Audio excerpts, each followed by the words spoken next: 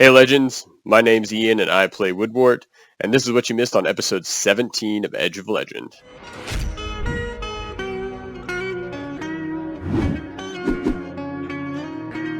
We join the party going down a bumpy road toward Maythune, and Alona decides it's the best time to reprimand everybody for what happened at Fort Raggedy. Although I think she's the only one that cares. Morel needs some tending to, and his wounds are getting looked over by Alona, while Rufa and Shionibus agree never to speak of what happened at the fort again. As a wagon rolls on in silence, two shadows are spotted just off the road by Woodwort and Rufa. Shionibus is warned by Rufa, and they come up with a deceptive plan to check on luggage that has fallen off the cart. When Shionibus gets off, she spots two bodies in the shadows, what look to be two female orcs following the party. Outflanking both of them, Shionibus brings her knife to the throat of one of them, pulling them out of the bushes and bringing them back to her companions at the wagon. They turn out to be two half-orcs, hired to follow the party. Alona comes up with an idea to pay the mercenaries to misfeed information back to their benefactor. Rufus called in to help with the negotiations, and with a few suggestions, everyone agrees the best course of action is to take them with them, hopefully learning things from the correspondence shared in between their newfound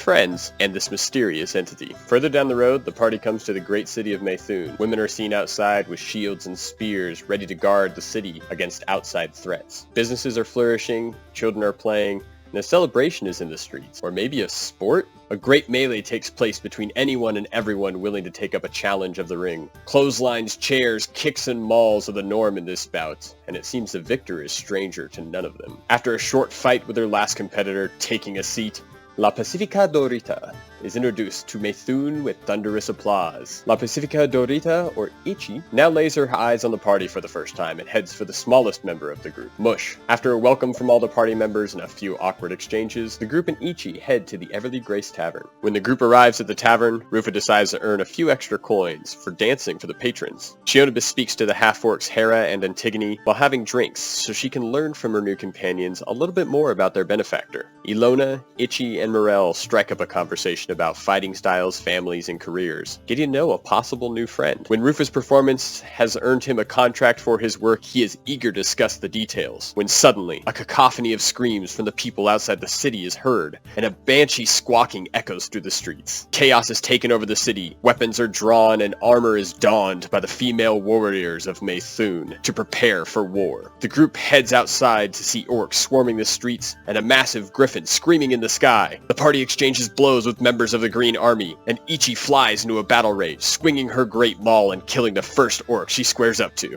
An orc falls to the arrow of Shionibus, a clean strike through the head. The second arrow flies wide and strikes Alona in the stomach. Alona quickly heals her wounds as an orc descends upon her, and she surprises the creature while she swings with a jab, striking him in the nose. Morel establishes a front line by killing orcs and raising his massive shield. Rufa, angry at being interrupted from his contract negotiations, takes on three orcs. The first he fascinates with his dance, the second he strikes with a chain whip, and the third he intimidates into fearing the lawyer of Cobbledale. The battle rages on with enemy orcs falling to Ichi's maul, Morel revealing new abilities and saving allies, and Shionibus finishing orcs off with her scimitar. As Alona heals the injured people of the city, Rufa and Ichi take to a plan to attack the griffin. Ichi runs to a wagon and steps on the lower side, while Rufa runs up and jumps on the lifted side, using it as a lever to send Ichi flying through the air to her winged foe. Her hammer strikes true, and the wing of the griffin breaks from the force. The heroes now meet up in the center of the city after injuring the winged foe. They look to the sky to see a black female warrior striking orcs from the back of the griffin, and then killing the creature with a single blow. As the creature descends from the sky, crashing to the earth, the warrior steps off its back, takes up her love in a passionate kiss, and then asks the heroes, "Sorry I'm late, is the war still here?" That is where we end episode 17 of Edge of Legend. Make sure to check in 8 p.m. Pacific Standard Time to Nat20 Productions Official